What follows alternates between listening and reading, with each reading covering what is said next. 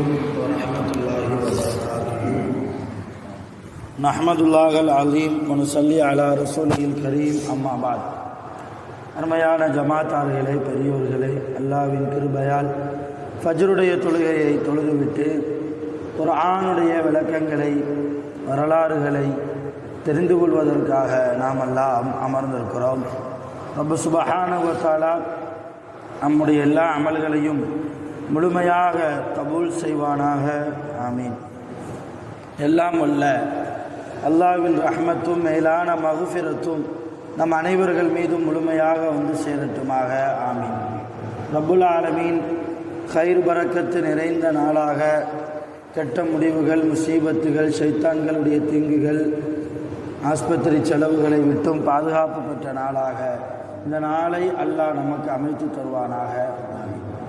அருமையானவர்களே, வயலுள்ளி கொல்லி உமசத்தில் லுமசா என்ற சூறாவில் சில வசனங்களை பற்றி முந்தைய தினம் நாம் அறிந்து கொண்டிருக்கிறோம். யார் புறம்பேசி அடுத்தவருடைய குறையை பேசி திரிகிறாரோ அப்படிப்பட்ட எல்லா மனிதருக்கும் கேடுதான். அவர்கள் எப்படிப்பட்டவர்கள் என்றால், செல்வங்களை அதிகமாக சேர்த்து வைப்பார்கள். நாம் சேர்த்து வைக்கக்கூடிய இந்த செல்வம் நம்மிடத்திலேயே நிரந்தரமாக இருக்கும் என்றும் எண்ணிக்கொள்வார்கள். ஆனால் ஒருபோதும் அப்படி இருப்பதில்லை. இந்த மாதிரி செல்வத்தை சேர்த்து வைத்து கொண்டு செல்வம் கடைசி வரைக்கும் நிரந்தரமாக நம்மிடத்தில் இருக்கும் என்று எண்ணி அடுத்தவருடைய குறையை பேசி அடுத்தவரை பற்றி புறம் பேசுபவரை அல்லாஹ் என்ன செய்வான்? லயும்பதன்ன ஃபில் ஹுத்தமா, ஹுத்தமாவிலே அவர்கள் வீசப்படுவார்கள், ஹுத்தமாவிலே அவர்கள் தூக்கி எறியப்படுவார்கள் என்கிற ஆயத்து வரைக்கும் நாம் பார்த்திருக்கிறோம். ஹுத்தமா என்றால் என்ன தெரியணுமா இல்லையா?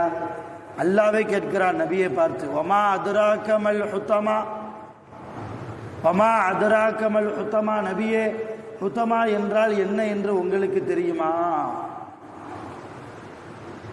நாருல்லாஹில் மூக்கதா.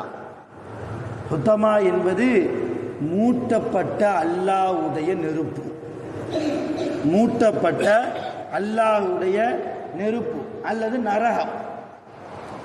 நான் முதல்ல சொல்லியிருப்பேன், நரகத்தில் பல ஸ்டேஜ் உண்டு, பல படித்தரம். ஒவ்வொரு நரகத்துக்கும் ஒவ்வொரு பெயர் உண்டு. அதில் வயல் என்பது ஒரு நரகத்தின் பெயர். அராயித்தல்லதி சூறாவில் நம்ம பார்த்தோம். இப்போ அடுத்து ரெண்டாவது ஹுத்தமா. ஒரு நரகத்துக்கு பேர் என்ன? ஹுத்தமா என்பது ஒரு நரகத்தினுடைய பெயர். அல்லாஹ் சொல்கிறான், அம்மா அதுராக்கமல் ஹுத்தமா, நபியே ஹுத்தமா என்றால் என்ன என்று உங்களுக்கு தெரியுமா? அதுதான் நாருல்லாஹில் மூக்கதா, மூட்டப்பட்ட அல்லாஹ்வுடைய நரகம்தான் அது. மூட்டப்பட்ட நரகம். எப்படிப்பட்ட நரகம் தெரியுமா? அந்த நரகத்தை அல்லாஹ் வர்ணிக்கிறான். அல்லதி, அந்த நரகம் எப்படிப்பட்டது தெரியுமா? தத்தலிஉ அலல் அஃஇதா, இதயங்களை அது சுட்டரிக்கும். பக்கத்தில் உள்ளே போய் உழணும்னு கிடையாது.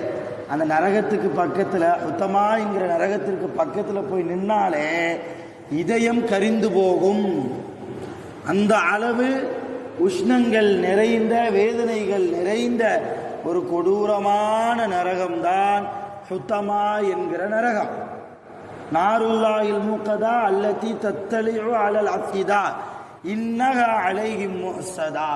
இந்த மாதிரி புறம் பேசி அடுத்தவருடைய குறையை பேசி செல்வத்தை சேர்த்து வைத்து கொண்டு இந்த செல்வம்தான் நம்மிடத்தில் நிரந்தரமாக இருக்கும் என்று எண்ணி யார் உலகத்தில் வாழ்வாரோ அவருக்காக இந்த ஹுத்தமா நரகம் தயாராக இருக்கிறது. இன்னஹா அலைஹிம் முஹ்ஸதா, அவர்களை இந்த ஹுத்தமா சூழ்ந்து கொள்ளும், சூழ்ந்து கொள்ளும். அவர்கள் எங்கேயும் தப்பிக்கவே முடியாது. இன்னஹா அலைஹிம் முஹ்ஸதா ஃபீ அமதின் முமத்ததா. அந்த ஹுத்தமா என்கிற நரகத்திலே நீட்டப்பட்ட தூண்களிலே அவர்கள் கட்டி போடப்படுவார்கள். அமது என்றால் தூண், பில்லர் என்று அர்த்தம். அமதி முமத்ததா என்றால் நீளமாக இருக்கக்கூடிய ஒரு தூணிலே அவர்கள் என்ன செய்வார்கள்? கட்டி போடப்படுவார்கள். ரொம்ப வன்மையாக அல்லாஹ் கண்டிக்கிறான். அடுத்தவங்களை பற்றி பேசுனியா, அடுத்தவர்களுடைய குறையை துருவி துருவி ஆராய்ந்தாயா? அது உன் வேலை அல்ல, அது உன் வேலை அல்ல. என்னை வணங்குவதுதான் உன் வேலை. உன் பெற்றோர்களை சரியாக கவனிப்பதுதான் உன் வேலை. குர்ஆன் ஓதுவதுதான் உன் வேலை. திக்ர் செய்வது, தான தர்மம் கொடுப்பது, வசதி வாய்ப்பு இருந்தால் ஹஜ்ஜி செய்வது, ரமலான் மாதத்தில் தக்குவா உணர்வோடு நோன்பு நோற்பது, அல்லாஹ்வை நின்று வணங்குவது, இதுதான் உன் குடும்பத்திற்காக நீ சம்பாதிப்பது. ஹலாலான முறையில் சம்பாதிப்பது, ஹலாலான முறையில் அதை செலவு செய்வது, இதுதான் உன் வேலையை தவிர அடுத்தவரை கழுவி குடிப்பது நம்முடைய வேலை அல்ல. அப்படி அடுத்தவருடைய குறையை பற்றி பேசினால் என்ன காத்திருக்கிறது? ஹுத்தமா. ஹுத்தமா என்கிற நரகத்தை நாம் பயந்து கொள்ள வேண்டும். அடுத்தவரை பற்றி பேசுகிறோமா, அவங்களுடைய குறையை பற்றி பேசுகிறோமா, பயப்படணும். ஷரியத்து சார்ந்த விஷயங்கள் அல்லாமல் மார்க்க சம்பந்தமாக பேசுகிறோம். அவர் அந்த மாதிரி ஒரு தீர்ப்பு சொல்லிட்டார், இந்த மாதிரி கூடும் என்கிறார், இது கூடுமா கூடாதா என்று இல்லாத ஒரு ஆலிம்சாவை பற்றி மார்க்க சம்பந்தப்பட்ட விஷயத்தில் பேசுவதாக இருந்தால் அது கூடும், தாராளமாக கூடும். அந்த நேரத்திலும் கூட அவருடைய மரியாதையையும் கண்ணியத்தையும் குறைக்காத அளவுக்குத்தான் நாம் பேச வேண்டும். அடுத்தவருடைய குறையை நாம் வெளிப்படுத்தினால் அல்லாஹ் நம்முடைய குறையை கியாமத்தில் வெளிப்படுத்திடுவான். ரசூலுல்லாஹ் சொல்லுவாங்க, மன் சத்தர ஐப முஸ்லிமின் சத்தர உல்லாஹு ஐபஹு யௌமல் கியாமா. யார் ஒரு மூமினுடைய, ஒரு முஸ்லிமுடைய குறையை உலகத்தில் மறைக்கிறாரோ அவருடைய குறையை கியாமத் நாளில் அல்லாஹ் மறைத்து விடுவார். நாம் அடுத்தவருடைய குறையை வெளிப்படுத்தினால் நம்முடைய குறையை அல்லாஹ் கியாமத்தில் எல்லா படைப்புகளுக்கு முன்னாலும் வெளிப்படுத்தி விடுவான். ஆகவே யாரை பற்றி எதுவும் பேசக்கூடாது. சையதுனா உமர் ரலியல்லாஹு அன்ஹு சக்ராத்துடைய நிலைமை. உமர் ரலியல்லாஹுவுக்கு எப்படி வஃபாத்து வந்ததுன்னு தெரியுமா யாருக்காவது? எப்படி வஃபாத்? அவங்க வஃபாத் ஷஹீத். அவங்க எப்படி ஷஹீதாக்கப்பட்டாங்கன்னு தெரியுமா? தொழுகையில் நிற்கும் போது உமர் ரலியல்லாஹு ஒரு நெருப்பு வணங்கி மஜூசி சஹாபாக்கள்லாம் தொழுதிட்டு இருக்கிறாங்க. எல்லாத்தையும் தள்ளி தள்ளி கொண்டு வந்து நேராக உமர் ரலியல்லாஹுவோட முதுகுல அம்பை வச்சு குத்திட்டான் தொலை நடந்துக்கிட்டு இருக்கும் போதே. இதுதான் அவர்கள் இறப்பதற்கு வஃபாத் ஆகுவதற்கு காரணம். அப்படிப்பட்ட உமர் ரலியல்லாஹு ஷஹீது. ஷஹீது என்றாலே நேரடியாக சொர்க்கம்தான். எந்த கேள்வி எனக்கும் எல்லாம் கேட்கவே மாட்டான். இல்லையா, நீ தொழுதியா, நோன்பு வச்சியா, எப்படி சம்பாதிச்சு, அதை எப்படி செலவு பண்ண, உன் தாய் தகப்பனை கவனிச்சியா, உன் மனைவி பிள்ளைகளை கவனிச்சியா, மார்க்கத்தை சொல்லி கொடுத்தியா, எந்த கேள்வியும் கிடையாது. நேரடியாக சுவனம். அப்படிப்பட்ட ஷஹீதுடைய அந்தஸ்தை பெறக்கூடிய செய்தனா உமர் இப்னு கத்தாப் ரலியல்லாஹு வஃபாத்துடைய நிலைமையில் மக அப்துல்லா ரலியல்லாஹு அன்ஹு அவங்களுடைய மடியில் தலையை வச்சு படுத்திருக்கிறாங்க. இப்போ அப்துல்லா அப்பா சொல்கிறாங்க, அப்துல்லா என் மேனியில் இருக்கிற அந்த சட்டையை கழட்டி விட்டாங்க. இடுப்பில் மட்டும் வேட்டி இருக்குது. என்னை அப்படியே தூக்கிட்டு போய் நடு வீதியில் போட்டு விடு. சூரியன் சுட்டரிக்கிறது, நிழலே இல்லை. மக்கத்து பூமி, மக்காவும் சரி மதீனாவும் சரி வெயில் கடுமையாக இருக்கும். ரசூலுல்லாஹ்வுடைய காலத்தில் வரலாறு கூறுகிறது. அந்த அளவு ரொம்ப வெயிலான நேரம். மேலே சட்டையை கழட்டி விட சொன்னாங்க. என்னை வீதியில் கொண்டு போய் போட்டு விடு. அப்துல்லா முடியாதுன்னாங்க. என்னுடைய தகப்பனார், நீங்கள் இன்னும் கொஞ்ச நேரத்தில் வஃபாத்தாக போகிறீங்க, சக்கராத்துடைய நிலைமை, இந்த நேரத்தில் சட்டை இல்லாமல் வீதியில் உங்களை போய் நான் எப்படி போடுவேன்? எந்த பிள்ளைக்கு தான் மனசு வரும்? மனசு வராது இல்லையா? முடியாதுங்கிறாங்க. ரொம்ப கோவப்பட்டாங்க உமர் ரலியல்லாஹு. அப்துல்லா, நான் சொல்வதை கேள், இல்லை என்றால் நீ அழிந்து விடுவாய் என்று கடுமையாக திட்ட, சாகிற நேரத்தில் வஃபாத்தாகிற நேரத்தில் அத்தாவுடைய வாயில விழ வேண்டாமே என்பதற்காக செய்தனா அப்துல்லா ரலியல்லாஹு கனத்த இதயத்தோடு உமர் ரலியல்லாஹு அப்படியே தூக்கிட்டு போய் நடு வீதியில் போட்டாங்க. நடு வீதியில் உமர் ரலியல்லாஹு என்ன செஞ்சாங்க தெரியுமா? அப்படி படுத்துக்கிட்டு 2 கையால் மண்ணை எடுத்து தன் தலையில் போட்டு தன் நெஞ்சிலை போட்டுக்கொண்டு, வைஹக உமர், ஹலக்க உமர், ஐயோ இந்த உமர் ஹலாக்காய் போய்விட்டானே, நாசமா போய்விட்டானே இந்த உமருக்கு அழிவு வந்துவிட்டதே, என்ன அமல் செய்திருக்கிறேன் சொல்பவர்கள் யார்? செய்தனா உமர் இல்லையா, ஷஹீதுடைய அந்தஸ்து.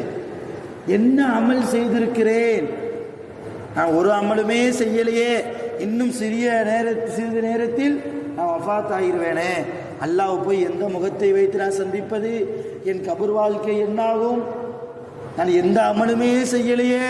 உமர் இல்லையா அவங்களே அந்த அளவு யோசிச்சிருக்காங்கன்னா, நிறைய அமல் செய்தவர்கள், நிறைய நன்மை செய்தவர்கள். ஒரு போருடைய சமயத்தில் ரசுல்லா கேட்டாங்க, அவங்க வீட்டில் ஏதாவது இருந்தால் கொடுத்து உதவுங்கப்பா, போர் செய்யணும், வீட்டில் என்ன இருக்க கொண்டு வாங்க. உமர் அலியெல்லாம் யோசிச்சாங்களா, அபூபக்கர் சித்திக் ரலியல்லாஹு விட நம்ம அதிகமாக நன்மை செய்யணும். மற்ற நேரத்துலலாம் நன்மை அதிகமாக செய்யவே முடியலை, அபூபக்கரை விட நம்மளால் முந்தவே முடியலை. இப்போ அபூபக்கர் ஏழையாக இருக்கிறார், நான் கொஞ்சம் பணக்காரனாக இருக்கிறேன், அபூபக்கரால் என்ன கொடுத்துட முடியும்? எதுவுமே கொடுக்க முடியாது.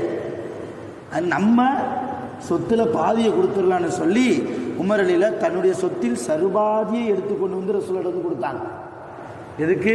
அபூபக்கரை விட நன்மையால் நான் முந்த வேண்டும். சொத்துல சரிபாதியை கொண்டு வந்து கொடுத்தாங்க சையதுனா உமர் இப்னு கத்தாப் ரலியல்லாஹு.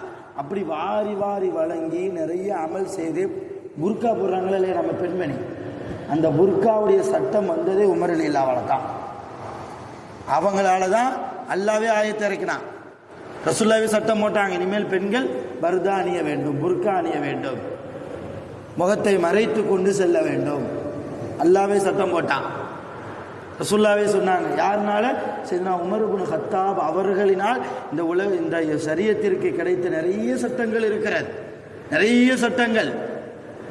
சம்பளம் வாங்குறோமா இல்லையா மாதம் மாதம், அது எந்த துறையாக இருந்தாலும் சரி, அந்த மாதம் மாதம் வேலைக்கு சம்பளம் என்கிற ஒரு அமைப்பை கொண்டு வந்ததே சையதுனா உமர் ரலியல்லாஹு தான். நான் அதுக்கு முன்னால் வரைக்கும் வேலை பார்த்தவங்களுக்கு சாப்பாடு உண்டு, வீட்டுக்கு தேவையான தானியங்களை கொண்டு போகலாம், ஆனால் பைசா கிடையாது. சையதுனா உமர் ரலியல்லாஹு என்றைக்கு ஆட்சிக்கு வந்தாங்களோ அன்றிலிருந்து தான் ஒவ்வொரு மாதமும் கணக்கிட்டு சம்பளம் என்கிற ஒரு அமைப்பையே இந்த உலகத்திற்கு அறிமுகப்படுத்தியவர்கள் சையதுனா உமர் ரலியல்லாஹு. இப்படி நிறைய அமல்களை செய்தவர்கள். அவங்க சக்கராத்துடைய நிலைமையில என்ன சொல்றாங்க? நான் எந்த அமலுமே செய்யலையே, எந்த அமலுமே நான் சரியாக தொழல, நான் சரியாக ஹஜ்ஜி செய்யலை, நான் குர்ஆன் சரியாக ஓதலை, நான் நாசமாக போய்விட்டேன் என்று தன் தலையில் மண்ணை போட்டு கொண்டு செய்தனா உமர் ரலியல்லாஹு புலம்பியவர்களாக கலிமாவை சொல்லி வஃபாத்தானார்கள். அவர்களுக்கே அந்த ஒரு நிலைமை, எந்த சக்கராத்துடைய நிலைமையில் கூட அவர்கள் எந்த நிலைமைக்கு போகிறார்கள். இன்னைக்கு நாம் காலையில் எழுந்தது இல்லை தூங்குகிற வரைக்கும் அடுத்தவரை கழுவி குடிக்கிறது தான் நம்ம வேலை. அவன் அப்படி செஞ்சான், இவன் இப்படி செஞ்சான், அவன் என்ன தொழுகிறான், இவன் என்ன இப்படி பேசுகிறான் அப்படி பேசுகிறான். எதற்கு? நம்முடைய வேலை அது அல்ல அன்பர்களே.